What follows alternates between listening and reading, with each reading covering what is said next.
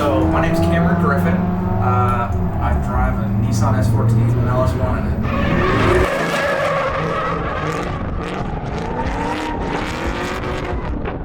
It's a 1995 Nissan 240SX, also known as an S14. I bought it in 2018. It was bone stock. An old lady had driven it until it blew up.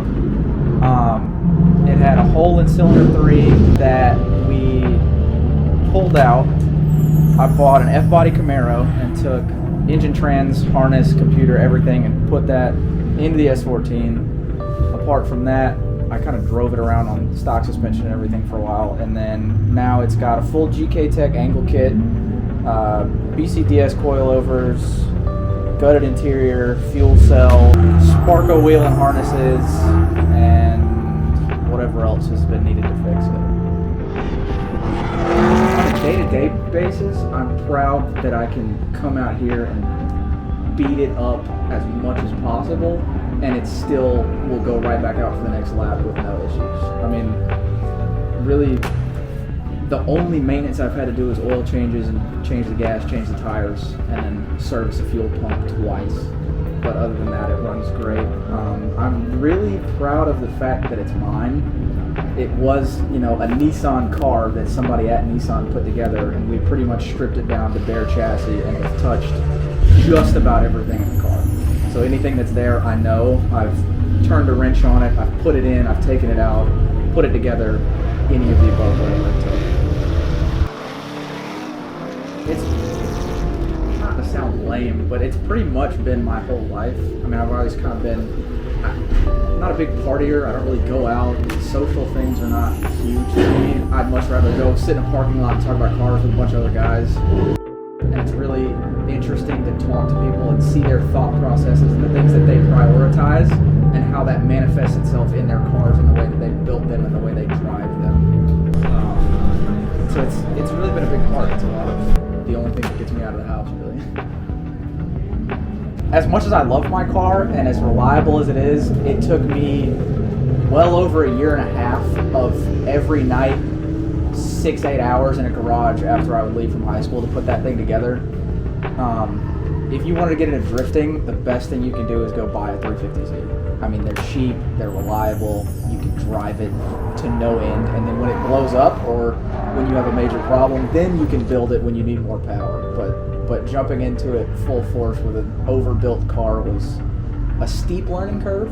So I mean, it was something that I enjoyed and I appreciated having to learn all of it, but there's definitely easier ways to get into it on a daily or like weekend basis. But just buy something that you love and don't worry about what it looks like to other people. I've had a lot of dream cars. Right now, I've been on a big Mustang kick just because I see the way that you can drive them, the things that people are doing with RTR Mustangs. So professionally and like progression-wise, that's what I would probably buy and build next. Justin Bauer again is one of my really big influences. He'll put the car together. I pit crew for him in FD Pro-Am, so any of my competition experience and actually getting down and dirty is from him. My driving style is a lot like his. I mean, down to a T, I've pretty much tried to match what he's been able to accomplish.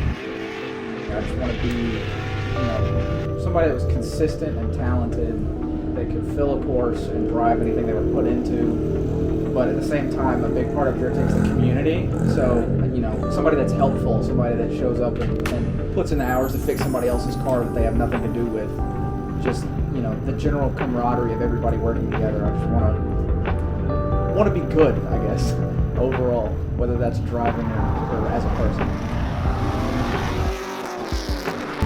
A big thing to me is like everybody has their own build, right? You're not supposed to disrespect anybody, but there's some things that you just look at and hate that I would never do to my car, that I would never put on my car, and I might, in my head, be like, that's ugly and gross, but I'm never going to walk up and say that to that person. Because to them, I mean, it's the coolest thing in the world. It's what they've spent all of their money on or whatever, but there are people, especially with cars, there's a big money disparity, right? Because you've got people that show up with $250,000 to over 7 figures invested in it over their driving, and you've got some kid fresh out of high school driving this Honda Civic that's got 3 doors and a bunch of dents in it. But it's the same passion and the same love. So the fact that people can't see it that way sometimes is a little frustrating. When I'm in the car, it's like a totally different place. There's nothing else going on. It's me, the car, and staying on the track. That's it. So it just kind of stays tight. Wherever I gotta go is where I gotta go. It's just me and the car. So it's more of an escape than emotion. Outside of actually driving, there's a lot of anger, there's a lot of yelling, pain, busted knuckles, all kinds of stuff. But I mean, overall, it's a net positive because we keep doing it. So.